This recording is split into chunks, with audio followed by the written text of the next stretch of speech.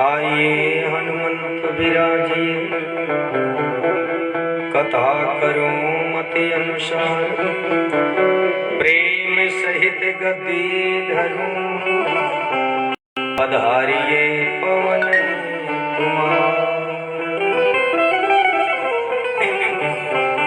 जय जय श्री राधा रमण, जय जय नवल किशोर, जय गोपी चित चोर प्रभु, जय जय माखन चोर।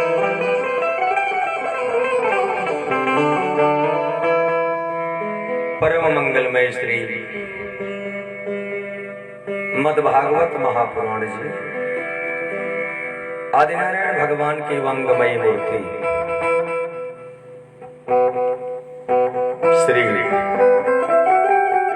नारायण भगवान, मद्भागवत भगवान और यज्ञ के यज्ञाचार्य बंधु, आचार्य बंधु, संगीत के सह कलाकार बंधु, परम पूजनीय गुरुदेव भगवान,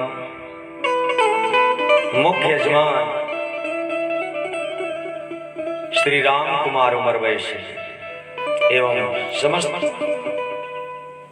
बच्चे और बहुएं, मंच के सामने बैठी हुई सीता सावित्री जैसे भावों को हृदयंगम करने वाली मेरी माताएं, बहनें, बेटियां, श्रेष्ठ भगवत बंधन, कथा का आज विश्राम दिवस है, अंतिम दिवस।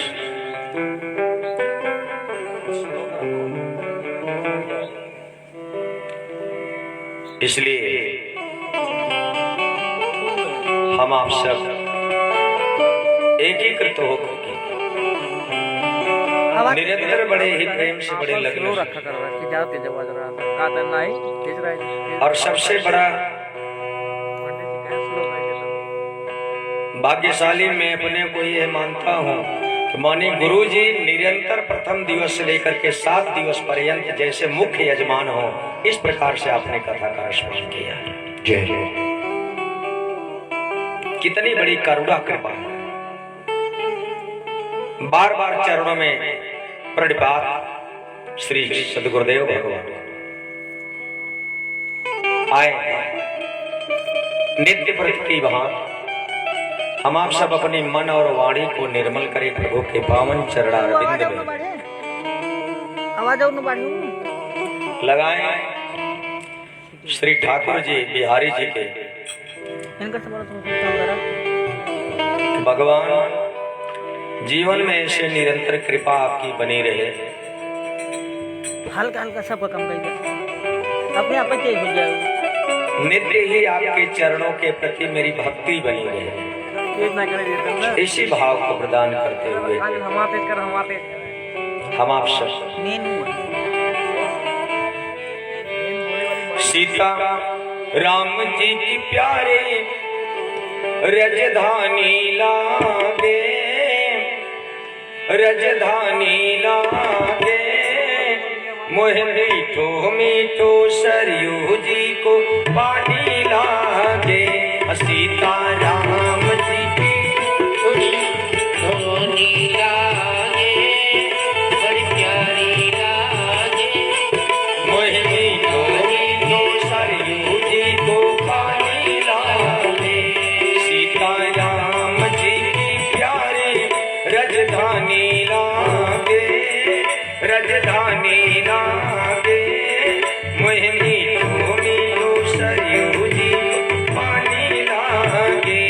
सीता हम की जोड़ी रजधानी लागे, जय रजधानी लागे, मोह मीठो मीठो सरयू जी को पानी लागो। हरि बोल हरि बोल।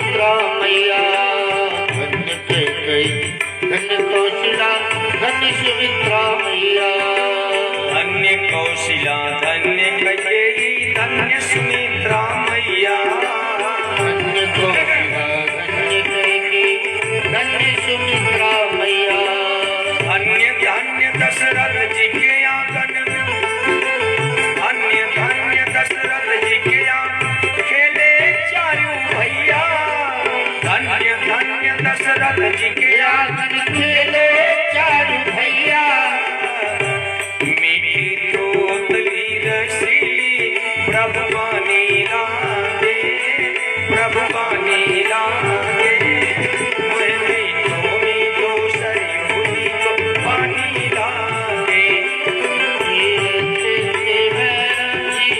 प्रभु पानी लागे प्रभु पानी लागे मुझ मीठो मीठो सरयुनी को पानी लागे जय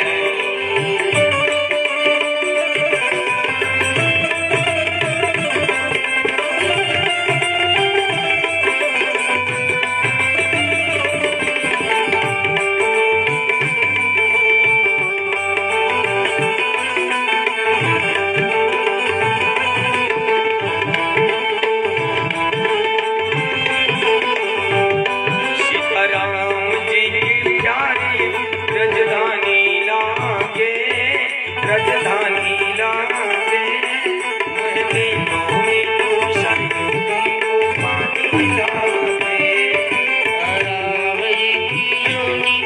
राजधानी लागे राजधानी लागे मोहे मीठो मीठो सरयुनी को पानी लागे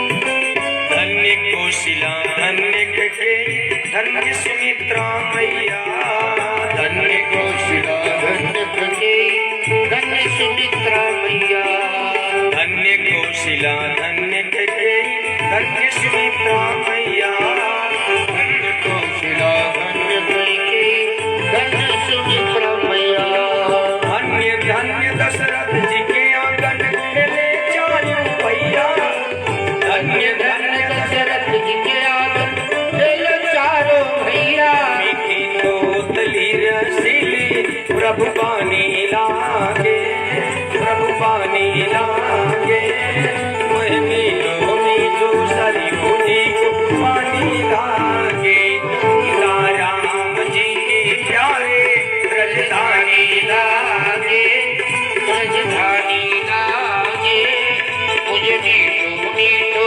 सरजुनी को पानी लागो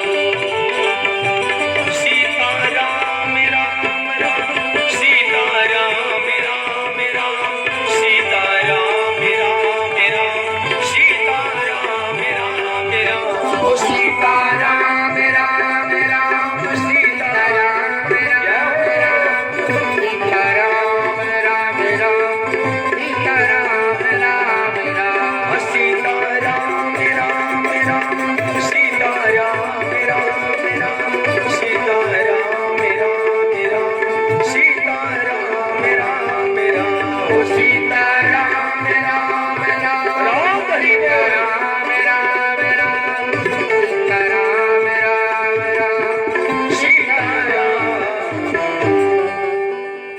बोले सच्चिदानंद भगवान की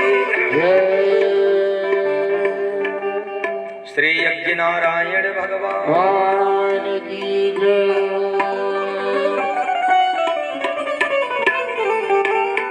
कल हम आप सब माँ लक्ष्मी का विवाह प्रभु के साथ मिलजुल करके बड़ी श्रद्धा भक्ति के साथ संपन्न की।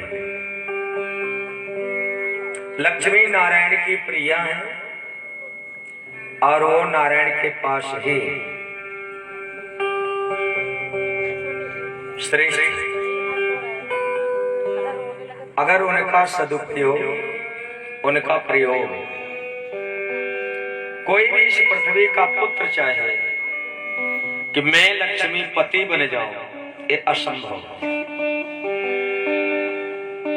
कभी कभी लोग ऐसा कह रहे भाई ये लक्ष्मीपति है, एक परमात्मा के सिवा दूसरा कोई लक्ष्मीपति नहीं हो सकता है। हाँ, बहुत बड़ी कृपा हो जाए तो लक्ष्मी पुत्र हो सकता है कि लक्ष्मी पुत्र है, अपार धन संपत्ति है, लेकिन लक्ष्मीपति नहीं हो सकता। और ये कहाँ बस प्रसन्न रहती है? नारायण के चरणों में। इतनी रहेगी। जब हम लक्ष्मी को नारायण के श्री चरण में निवेदन करते हैं तो वहां पर प्रसन्न खुश रहते। दो देवी हैं, जब वैकुंठ में भगवान होते हैं आवाज सही है तो वहां पर वैकुंठाधिपति के साथ अब इनका से कुछ उनकी वक्षा स्थल पर विद्यमान इस हिसाब से धीम कर दे सकते जो समुद्र मथना जाता, समुद्र मंथन से प्राप्त हुई थे, वो लक्ष्मी रहती। और दूसरे जब पृथ्वी पर भगवान आते हैं तो भूदेवी ये उनकी प्रिया बन जाती है। और ये दोनों किसी की नहीं हुई, दोनों पर ध्यान दीजिए। महाभारत का युद्ध समाप्त हुआ उस समय युधिष्ठिर आदि जितने भी पांडव उस कुरुक्षेत्र के मैदान से पैर भीगे हुए हैं अपनों के खून से, अपने ही भाई पटीदार की हत्या करके, और सने हुए पैरों से बाहर निकल रहे हैं। एक सफेद वस्त्र में स्त्री आई जिसके बाल बड़े सफेद थे, कपड़े भी सफेद थे। आए, आने के बाद हंसने लगी। हंसने लगी तो युधिष्ठिर ने कहा, देवी आप कौन? काशी तुम कौन? क्यों हंस रही?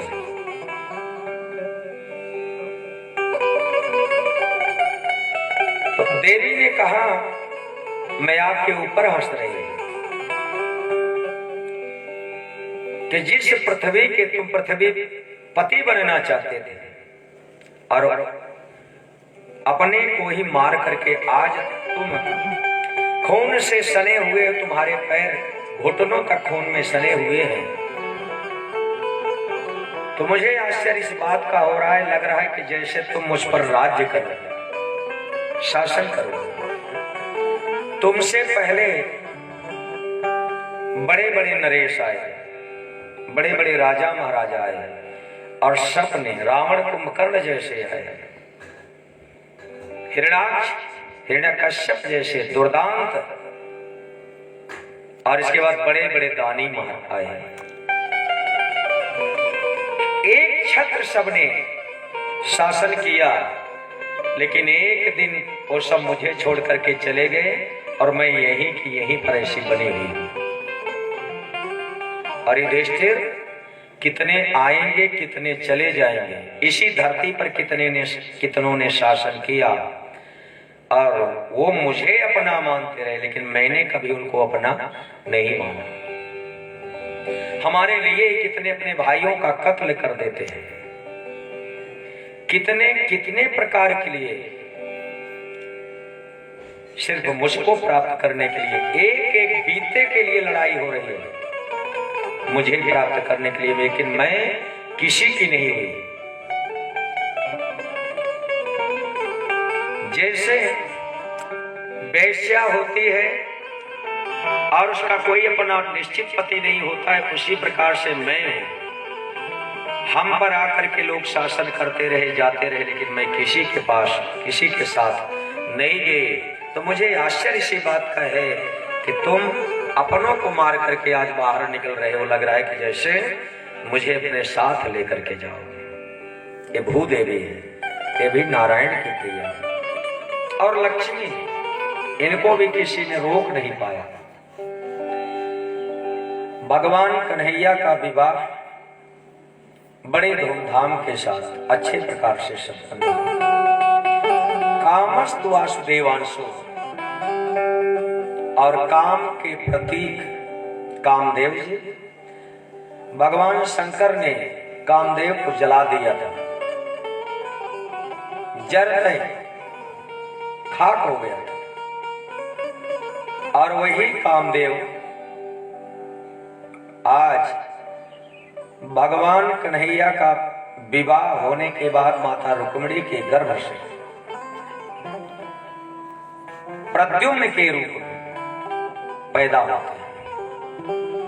प्रद्युम्न जैसे भगवान श्री कृष्ण है, ऐसे ही प्रद्युम्न जी भगवान कन्हैया और लक्ष्मी के अंश है, इसलिए सर्वांग सुंदर है, बहुत सुंदर। शंबरासुर उसने विचार किया कि ये जो लड़का पैदा हुआ है ये हमारे लिए खतरनाक हो सकता है। प्रसूति गृह से 10वां ही दिन था, आया और बच्चे को माया से लेकर के उड़ा करके निकल गया।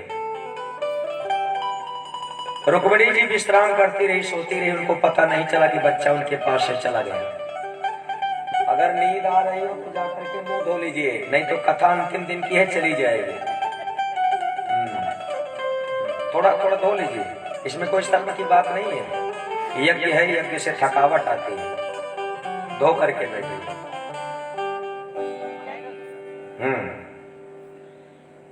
ले गया, समुद्र में फेंक दिया।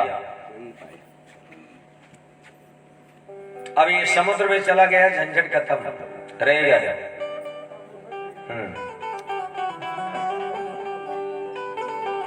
लेकिन प्रभु की गति कुछ और होती है, व्यक्ति चाहता कुछ और है, हो जाता कुछ और है। यही सबसे बड़ी विडंबना है परमात्मा के साथ। आपने किसी भी पुजारी को, या हम ही आप हैं जो अपने प्रभु की पूजा पाठ करते, तो कभी हम ऐसा नहीं कहते कि हे प्रभु हमको 2 दिन का बुखार दे दीजिए। आज तक किसी ने नहीं मांगा होगा कि 2 दिन का मुझे बुखार मिल जाए और मैं बुखार से पीड़ित हो जाऊं, या हे प्रभु ऐसा करिए कोई पंखा उंखा गिर पड़े हमारे सिर के ऊपर। ऐसा कभी किसी ने नहीं मांगा, लेकिन ऐसी घटनाएं घट जाती है। बुखार आ जाता है, रोग पैदा हो जाता है, न चाहते हुए भी व्यक्ति सिर्फ और सिर्फ वो मंगल की कामना करता है। सुखम दुखम भयम क्षेमम कर्मणैवाभिपद्यते।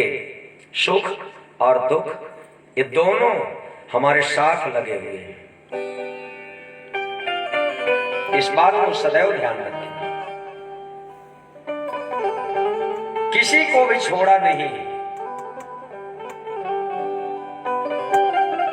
समुद्र में ले जाकर के छोड़ दिया।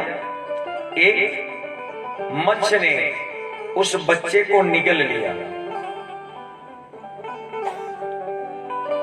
भगवान को जब कुछ कराना होता है तो बड़ी अपनी माया से इस प्रकार से कार्य करा लेता है कि व्यक्ति वहां तक सोच भी नहीं सकता। मत्स्य ने निगल लिया।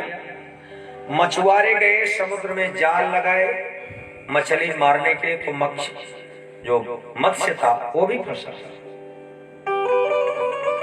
ले आया, कुल्हाड़ी के द्वारा जब वो काटा गया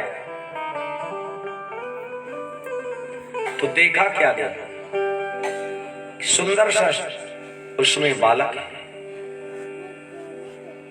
और शंबरासुर के ही रसोइये में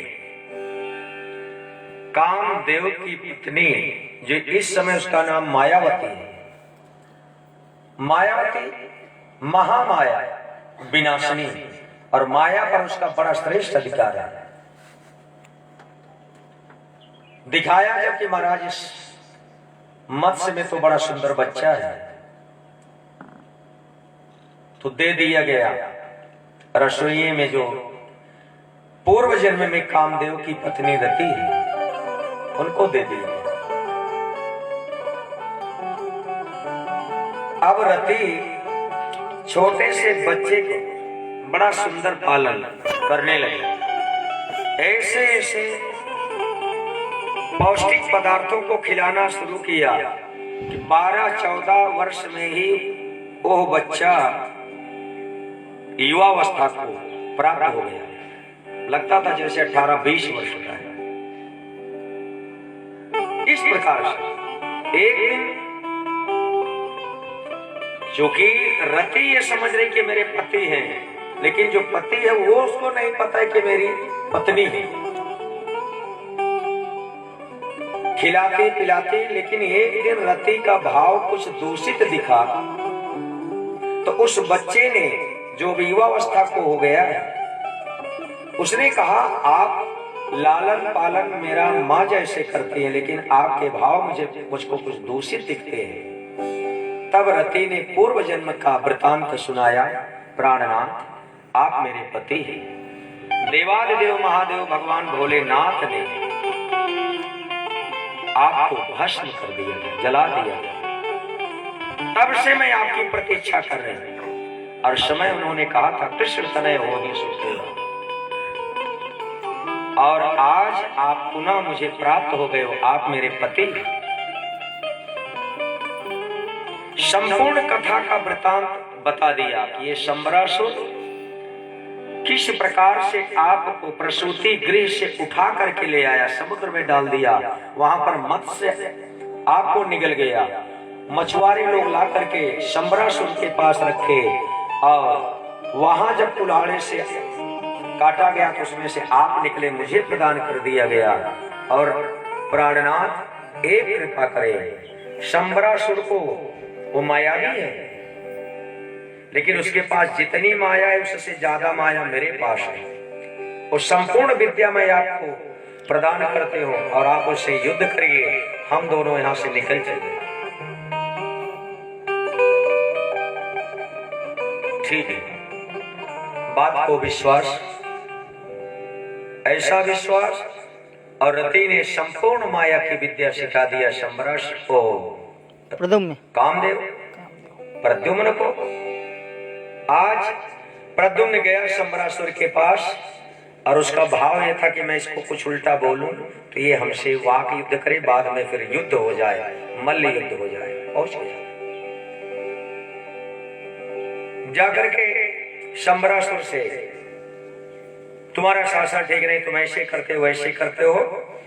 और जब धीरे धीरे बात बढ़ने लगी तो शंबरासुर ने कहा तू मेरे यहाँ पल रहा है और मुझसे इतनी उल्टी सीधी बात करता है, क्या चाहिए तुझको, बता, मुझे युद्ध चाहिए। और तब युद्ध हुआ। माया के द्वारा उसने ऐसी ऐसी रचनाएं की, आसमान में निकल गया और वहां से उसने वर्षा शुरू की शस्त्रों की, और संपूर्ण माया के द्वारा प्रद्युम्न काटते गए। अंत में शंबरासुर ऐसी माया का संचार किया, ऐसी माया का संचार किया कि इसके बाद ये अमोघ माया है और इसका काट इसके पास नहीं होगा। लेकिन उस समय भी प्रद्युम्न ने वही किया और समस्त मायाओं को काट करके और उसका वध कर दिया। फिर वहां से ये दोनों निकले। जब आए इधर रुक्मिणी, भगवान श्री कृष्ण जी वसुदेव और देवकी के साथ आए और रुक्मिणी के पास जब ये अपनी पत्नी के साथ, रति के साथ प्रद्युम्न खड़े हुए तो मैया रुक्मिणी ने देखा तो उन्होंने कहा ऐसे ही मेरा बेटा ऐसे ही सुंदर था, और इतना वर्ष हो गया उसको यहाँ से गए हुए, उसकी अवस्था भी इसके जैसे ही हो।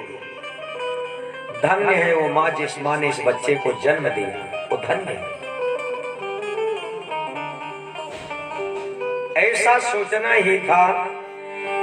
भजमन नारायण नारायण नारायण, भजमन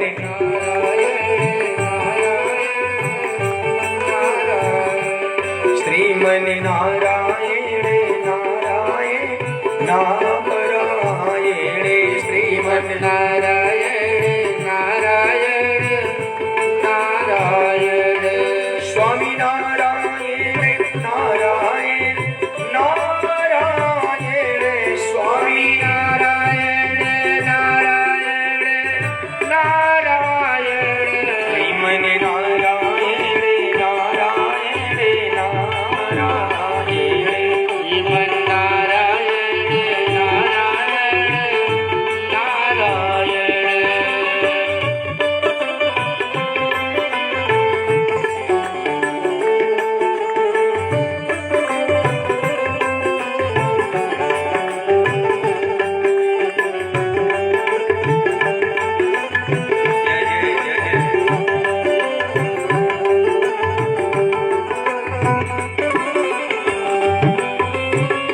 जो नारायण नाम जपते हैं, जो नारायण नाम जपत है, जो नारायण नाम जपते हैं, जो नारायण नाम जपत है, नाम जपते हैं, बैठ गया। नाम जपते हैं, नाम जपत है, नाम जपत है, पाप होती सब चारायण, श्रीमन नारायण नारायण नारायण, श्रीमन नारायण नारायण नारायण।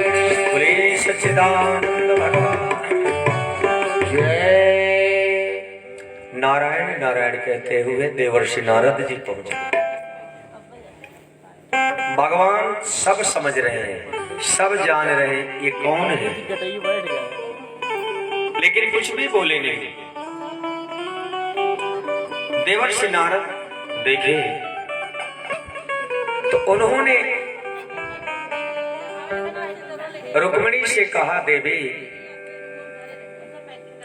ये जो युवक आपके सामने खड़ा है ये आपका पुत्र है। रुक्मिणी को ऐसे महसूस हुआ कि जैसे कोई व्यक्ति मर करके जिंदा हो गया हो।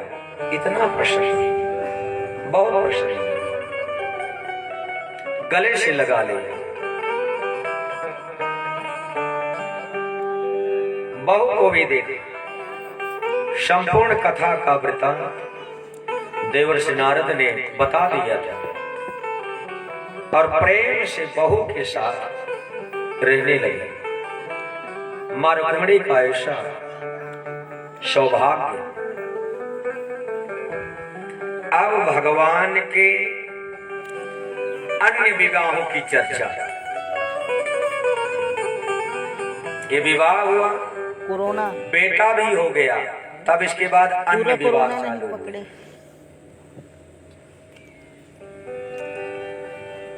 देखिए भगवान की माया बड़ी अजीब है, नाती तक हो गया। तब व्यास जी ने अन्य विवाहों के बारे में बताया। आसीत सत्राजित सूर्यो भक्तस्य परम सखः। सत्राजित सूर्य नारायण का भक्त था। और उसने क्या किया? सूर्य नारायण ने, सूर्य भगवान ने प्रसन्न होकर के स्यमंतक मणि प्रदान कर दिया। यही वो कथा है जिस कथा को सुनने से कलंक अगर लगा हुआ हो तो कलंक भी नष्ट हो जाता है। यही कथा है। इस कथा का रसपान करने से व्यक्ति का कलंक छूट जाता है, वो कलंक से मुक्त हो जाता है। अब जो कथा प्रारंभ हो रही चल रही है। आसीत सत्राजिता सूर्यो भक्तस्य बराबर।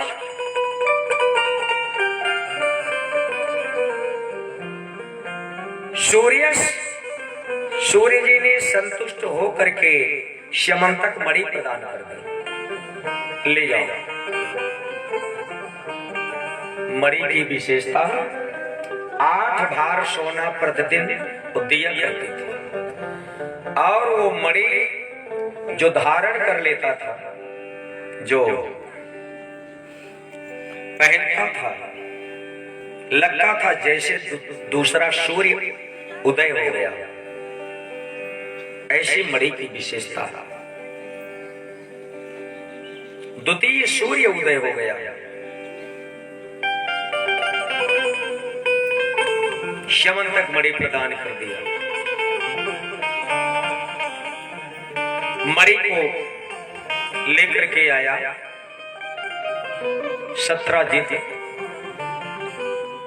और इनका एक भाई प्रसेन था। इन्होंने क्या किया, अपनी मणि अपने भाई प्रसेन को दे दिया। प्रसेन लेकर के आया। इससे पहले एक बार सत्राजित उस मणि को पहन करके जब भगवान कन्हैया से मिलने के लिए गया, तो भगवान के दरबार में जितने भी सिद्ध लोग, देव लोग सब बैठे थे। सबको लगा कि जैसे स्वयं साक्षात सूर्य नारायण आ रहे हैं भगवान का दर्शन करने के लिए। प्रकाश से भर गया। तो लोगों ने सत्राजित से कहा कि आप क्या करेंगे इस मणि को? ऐसी मणि है, इसको तो राजा के पास होना चाहिए, दे दीजिए कन्हैया। और कन्हैया का नाम जब वो सुना, भगवान को लोग अपना सब कुछ न्यौछावर कर देते हैं। एक सिरे से मना कर दिया, नहीं मैं मणि नहीं दूंगा। लोगों ने कहा परमात्मा है, दे दीजिए। कहा नहीं, मणि नहीं दूंगा।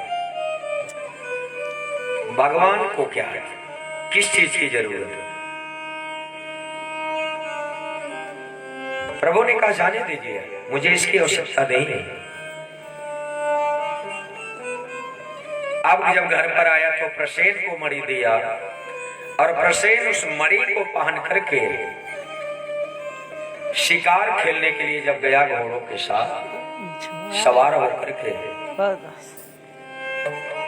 अब विधि का ऐसा विधान कि उसी घनघोर जंगल में एक शेर मणि के साथ जब प्रसेन को देखा, शेर को मणि से क्या मतलब, लेकिन प्रभु की गति, टूट पड़ा प्रसेन पर और मार डाला। घोड़ों को भी मार दिया, मणि ले लिया। लेकर के जब जा रहा था, रास्ते में मुलाकात हो गई जांबवंत से। जांबवंत ने देखा कि ये क्या करेगा मणि, दोनों में युद्ध हुआ। तो जांबवंत ने शेर को मार दिया। जांबवंत मणि ले लिए, मणि लेकर के गए। जांबवंत की बेटी ने देखा, पिताजी ये क्या है, तो बहुत अच्छा है, हमको दे दिए। जांबवंत का ले लो बेटा, खेलो।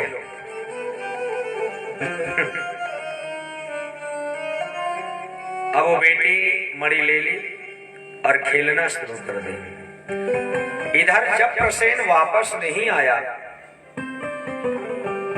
शोर हो गया कि सत्राजित का भाई प्रसेन शिकार के लिए गया था, अभी तक वापस नहीं आया। मणि भी पहन करके गया था। सत्राजित ने कहा हो न हो, ये कृष्ण ने ही मेरे भाई को मार दिया। ये कृष्ण की करतूत है। मैं उनके यहाँ गया था, अपन मोबाइल दा। और उस समय लोग ये मुझसे कह रहे थे कि मणि दे दीजिए। मैं श्यमंतक मणि दिया नहीं, और हमको लगता है कि मेरा भाई पान करके गया और उसको मार दिया कृष्ण ने। भगवान कृष्ण को कलंक लगा, मार दिया। बहुत मस्त। भगवान कन्हैया ने विचार किया, अब ये लोग ऐसे कर रहे हैं तो मैं इनको किस प्रकार से विश्वास दिलाऊं कि मैंने नहीं दिया। अब भगवान कन्हैया स्वयं मणि ढूंढने के लिए निकल पड़े। अपने साथ अन्य साथियों को लेकर के मणि के लिए गए।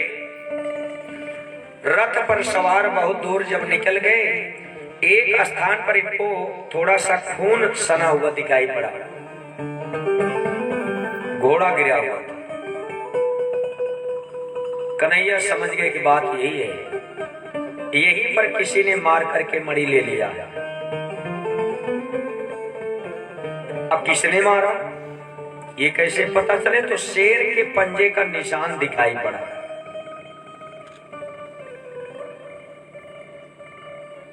इसलिए कहा जाता खैर, खून, खांसी, खुशी ये छिपाए से छिपता नहीं। किसी का कत्ल कर दिया जाए, कत्ल करने वाला कितना भी चालाकी पूर्वक कत्ल करे, एक दिन पता चल ही जाएगा, छिप ही नहीं सकता। पंजा दिखाई पड़ा तो भगवान ने कहा हो ना हो किसी शेर ने ही पर शेर को मारा है, उसका पता किया जाए। और जब और आगे बढ़े तो शेर मरा हुआ दिखा। इसको किसने मारा?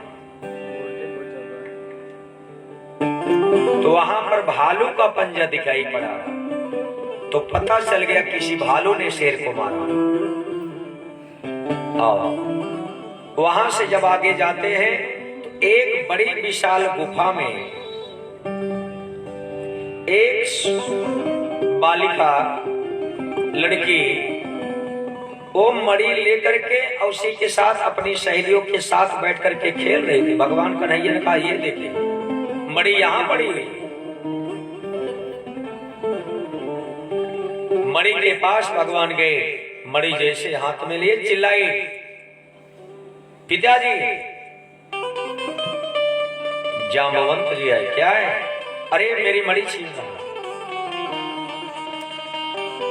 भगवान कन्हैया और जाम्बवंत जी एक सामने आमने सामने, और उस समय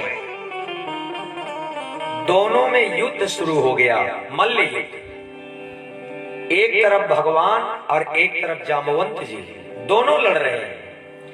1 दिन 2 दिन 5 दिन 7 10 15 20 रातों दिन मल्ल युद्ध चल रहा है।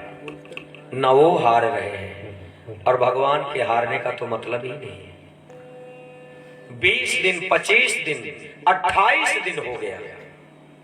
28वें दिन भगवान ने वो घूंसा मारा कि जाम्बवंत के एक एक जो जोड़ है सब छटक जैसे गए। जब लगा इतना घूंसा मुक्का लगा 28 दिन तक युद्ध करने के बाद, तो जाम्बवंत ने कहा हमको लगता है आप भगवान हो क्या? 28 दिन जब लगा तो भगवान ने कहा बच्चू अभी तक नहीं समझ पाए थे, अब समझ में आया। अब कैसे समझ पाए? जाम्बवंत ने कहा भगवान के सिवा इतना मुझसे कोई युद्ध नहीं कर सकता। त्रेता युग में जब राम और रावण का युद्ध समाप्त हो गया तो जाम्बवंत की बाहें उछल रही थी। इन्होंने कहा महाराज युद्ध हुआ जरूर लेकिन मेरा मन नहीं भरा। भगवान ने कहा इतना बड़ा युद्ध हुआ और आपका मन नहीं भरा? बोले नहीं ना, मेरा मन कैसे भरे? तब भगवान ने कहा मैं त्रेता जाने दीजिए, द्वापर आएगा तो मैं ही आपकी इच्छा को पूरी कर दूंगा। ये वही जामवंत है, त्रेता वाले।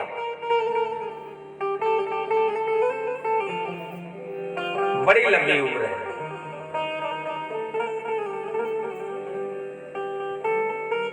तो भगवान आप राम हैं। अब मुझे पता चल गया। भगवान ने पुनः दर्शन दिया। दर्शन प्राप्त करने के बाद जामवंत ने मणि दिया और बोले, ये मणि जो हमारी बेटी लेके खेल रही है, इसका भी हाथ में, आपके हाथ में दे देता हूं। जाम्बवती, ये भगवान का दूसरा विवाह हुआ। 8 पटरानियां हैं, 8 का विवाह देखें। दूसरा विवाह हो गया और रुक्मिणी लक्ष्मी है। लक्ष्मी सर्वांग सुंदर, पद्मानने, पद्माक्षी, पद्मवरु, पद्म संभवे, इनका सब कमल के समान ही मां लक्ष्मी का स्वरूप। और जाम्बवती थी भालू की बिटिया।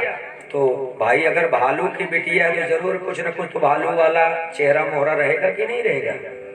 बड़े बड़े बाल, आगे मुंह निकला हुआ। देवर्षि नारद ने कहा, रुक्मिणी बहुत सुंदर है और ये उनकी सुंदरता के सामने इसकी सुंदरता एक भी अंश नहीं। एक घर में अगर 2-3 बहुएं हैं जो सब बहुत सुंदर हो और 2-3 बेचारी थोड़ा उनका पेंट कमजोर हो कलर, तो जो बहुत सुंदर होती है अपनी सुंदरता में ही घर का आधा काम छोड़ देती है। वो जाए करें, मैं क्यों जाऊंगा। देवर्षि नारद ने क्या किया, बोले कि जाम्बवती इतना सुंदर नहीं है, तो इससे पहले ही पहुंच गए रुक्मिणी के महल में। अभी भगवान लेकर के आ रहे हैं। रुक्मिणी के महल में आए।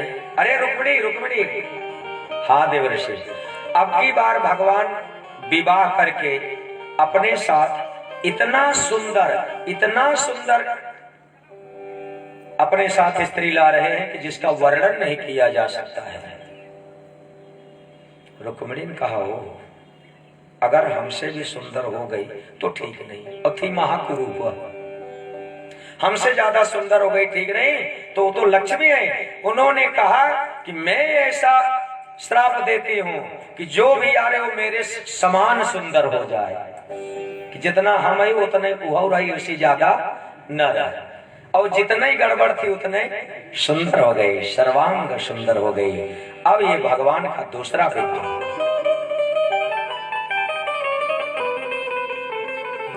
पुनः नग्न जिति और सत्यभामा, ये भगवान का तीसरा विवाह।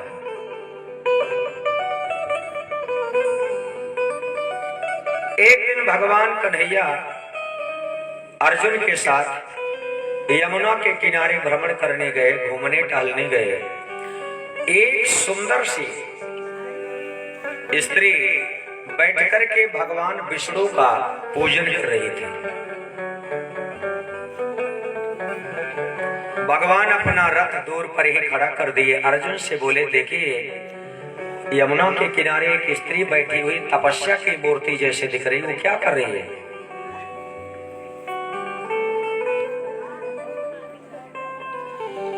अर्जुन गए, देखे, बोले उसे, देवी कौन हो, क्या कर रही हो। देवी ने बताया, मैं सूर्य तनया तरणी तनुजा तट तमाल तरुवर बहु छाए, ये वही का है।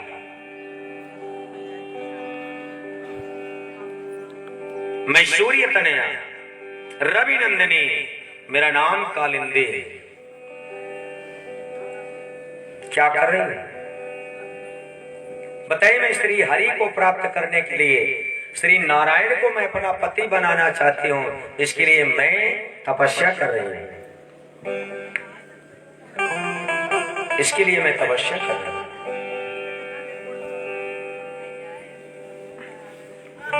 तो देवी कब से करे हो? बोले इसी यमुना में ही मेरे पिता ने मेरा महल बनवा दिया, यमुना में उसी में मैं रहती और नित्य व्रत तपस्या करती भगवान को प्राप्त करने के लिए। और जब तक भगवान मुझे अपना वर्ण नहीं करेंगे तब तक मैं ये तपस्या बंद करने वाली नहीं हूं। इतना बड़ा प्रेम देख करके जब भगवान के पास अर्जुन पहुंचे, अर्जुन ने कहा महाराज वो आपको प्राप्त करने के लिए तपस्या करें। सूर्य तनया है, कालिंदी नाम है। तो भगवान ने कहा क्या करें? बोले महाराज जो भक्त आपको प्राप्त करना चाह रहा है तो अब आप वर्ण करें। और फिर कालिंदी को रथ पर बैठा करके भगवान द्वारिकापुरी आया। ये भगवान का चौथा विवाह हुआ यमुना जी के साथ। आगे समय बीतता रहा और इसी के साथ बिंद और अनुबिंद नाम के राजा थे, जो उनकी जो बेटी थी मित्रवृंदा, उसका विवाह दुर्योधन के यहाँ उनके भाई के साथ। लेकिन जब उन्होंने भगवान को देखा, ना चाहते हुए भी भगवान कन्हैया मित्रवृंदा का हरण करके लेकर के गए मृतवृंदा के साथ। फिर लक्ष्मणा का विवाह हुआ। भामासुर के यहाँ 16,100 राजकुमारियों को भामासुर ने बंदी बना लिया था और भगवान गए बंदी गृह से मुक्त करते हैं 16,100 राजकुमारियों को। राजकुमारियां अपने अपने घर जाने के लिए भगवान ने कहा अपने अपने घर जाओ। तो उस समय राजकुमारियों ने हाथ जोड़ा कि महाराज अब मुझे कोई अपनाएगा नहीं, कहां जाएंगे हम लोग? ये दुष्ट हम लोगों को बंदी बना लिया था, मुझे कोई भी अपनाएगा नहीं, इसलिए अब जाऊं कहां तज चरण तुम्हारे, आपको छोड़ करके हम कहां जाएं? मुझे अपना लिया। भगवान ने अपना लिया। इस प्रकार से भगवान के यहाँ 16,108 पटरानियां और 16,100 रानियां, इतना भगवान का विवाह हुआ। अब आप कल्पना करिए, ये परम पिता परमेश्वर है। 16,108 विवाह हुआ है, फिर भी इनको योगेश्वर कहा जाता है। सबसे बड़े योगी है, इतना बड़ा योगी और कोई दूसरा नहीं।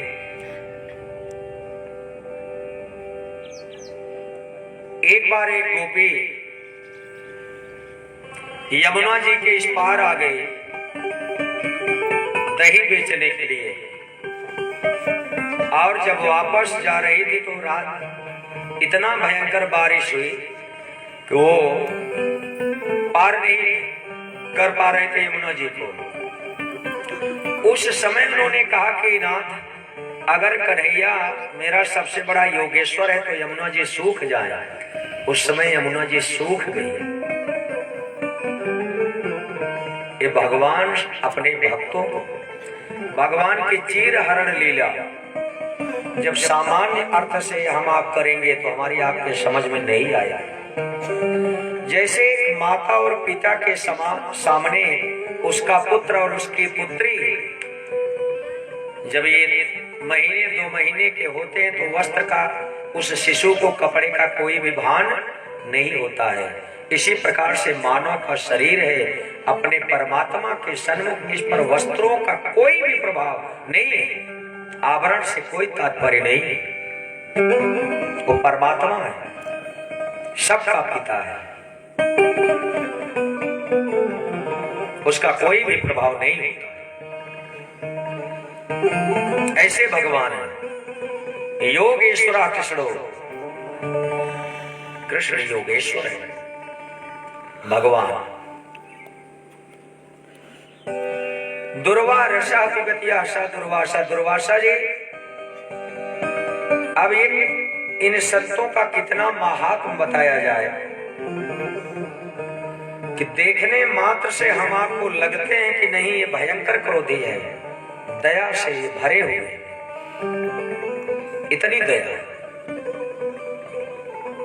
फिलहाल भगवान का ये विवाह संपन्न हुआ और इसके बाद हिरण्याक्ष और हिरण्यकश्यप, उनका बेटा था प्रहलाद।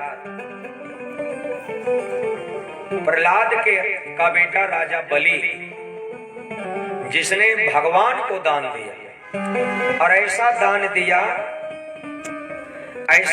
दिया कि आज भी बलि का नाम दान में जोड़ दिया गया, बलिदान। आज भी वो नाम चल रहा है, इतने सैनिक बलिदान हो गए। अरे भाई कुछ बलिदान करा दीजिए, बलि का दान करा दीजिए। बलि ने जैसा दान दिया था, जब बलि ने दान दिया वामन भगवान को, वामन भगवान के स्वरूप को जब बलि ने देखा, उस समय बलि यज्ञ कर रहा था और भगवान वामन अंगुल के जब दरवाजे के पास पहुंच रहे हैं, बलि का ध्यान गया तो उस समय बलि ने कहा, अद्य न पितरस्तिप्ता अद्य न पावितम कुलम। आज मेरे पितर धन्य हो गए, आज मेरा कुल धन्य हो गया, आज यज्ञ करने का फल मुझे प्राप्त हो गया।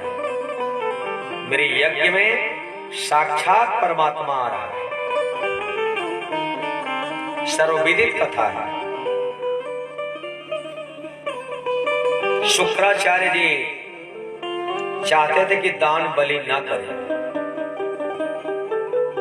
लेकिन बलि ने कहा, मुझसे बड़ा भाग्यशाली कौन होगा जिसके यहाँ त्रैलोकपति नारायण आज अपना हाथ फैला चुके हैं, उससे बड़ा भाग्यशाली कौन हो सकता है। इतना बड़ा दान बलि ने किया। जब भगवान ने बलि को बांध लिया, 3 पग में उसका शरीर तक भी नाप लिया और बांध दिया बलि को, संकल्प करवाया और संकल्प के ठीक विपरीत भगवान ने काम किया। तब राजा बलि की जो मां है ये रोने लगी। बलि का ध्यान गया मां की तरफ, कहो मां ये आप क्या कर रही हो, ये क्या कर रही हो, इतिहास में मेरा नाम कलंकित हो जाएगा, आप रो रही हो।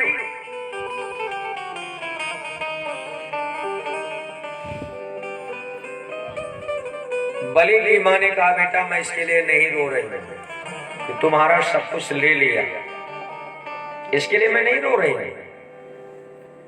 कि परमात्मा छल वेश धारण करके आपका सब ले लिए, इसके लिए नहीं रो रहे हैं। बलि ने कहा, फिर क्यों रो रही है। तो बलि की मां ने कहा, बेटा इसलिए रो रही हूं, हमारे नेत्रों से इसलिए आंसू गिर रहे हैं कि मैंने कैसे किस प्रकार के पुत्र को अपनी कोख से जन्म दिया कि जिसके सामने त्रैलोकपति नारायण आज हाथ फैला करके खड़ा हुआ है। मेरा जन्म देना आज सफल हो गया, इसके लिए मैं रो रही हूं। मेरे नेत्रों से आंसू गिरे हैं।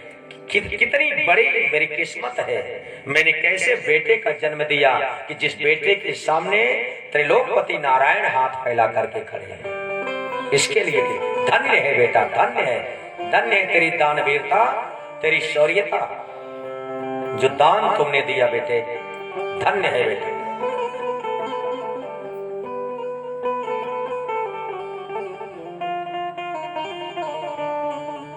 तो बलि प्रहलाद जी के पुत्र और बलि के 100 पुत्र और उन्हीं का सबसे जो प्रिय पुत्र था बाणासुर, प्राग ज्योतिषपुर, जिसका आज नाम झूसी है, प्राग ज्योतिषपुर, इलाहाबाद, प्रयागराज, वहां भगवान शंकर का सबसे श्रेष्ठ पुजारी शंकर भगवान की उपासना करता था। महादेव भगवान प्रसन्न हुए तो बोले, मांग क्या चाहिए तुझको? तो बोला, महाराज मांगने के लिए हम क्या बताएं, आप मुझको 1000 हाथ दे दीजिए। 1000 हाथ। और भगवान शंकर के द्वारा जब वो हाथ प्रदान प्राप्त कर लिया तो उस समय उसके हाथों में खुजली होने लगी। कहा, महाराज ऐसा अगर मेरे पास हाथ है तो लड़ने वाला भी कोई मुझे बताओ जिससे मेरा युद्ध हो।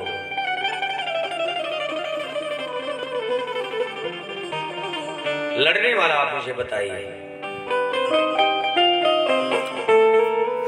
और उसी की एक बेटी थी जिसका नाम था उषा।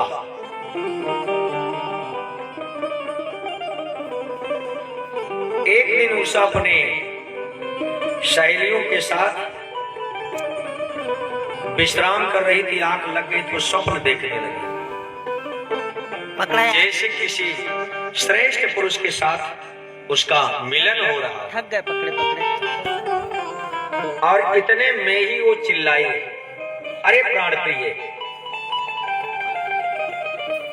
तो जितनी सहेलियां थी सब हंसने लगी और उसकी आंख खुल गई। अरे क्या बोल रही हो?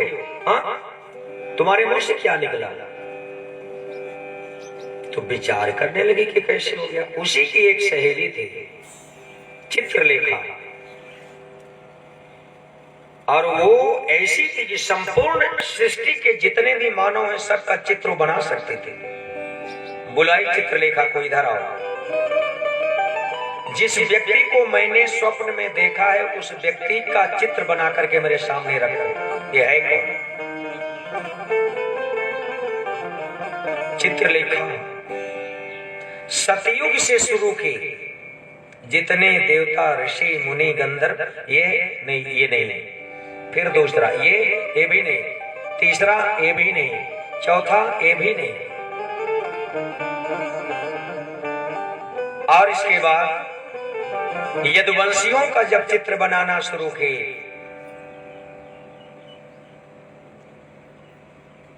वसुदेव, हाँ ऐसा थोड़ा थोड़ा, एक कुछ और आगे बढ़ाओ जरा चित्र को।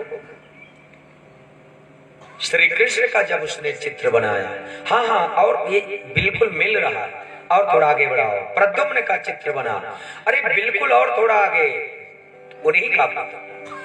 जब अनिरुद्ध का चित्र बना, बोले यही पुरुष था जो स्वप्न में मेरे पास आया था, इसी को ढूंढ करके ले आओ। आप देखिए ये पहले के अनिरुद्ध को माया के द्वारा लाया है, और इसे जहां उषा रहती थी वहीं रहने लगा। एक दिन बाणासुर के मंत्रियों ने कहा, महाराज हमको आपकी बेटी एक कुंवारी नहीं लगती है। बाणासुर ने कहा, क्या कहता है? बोले हाँ। रात्रि के समय जब गया तो चौसर खेल रहे थे उषा के साथ अनिरुद्ध, उसी समय बाणासुर मारने के लिए तैयार। अब जब उस समय युद्ध भयंकर होता है तो उस युद्ध की तरफ से समाचार फैला भगवान कन्हैया के पास। इधर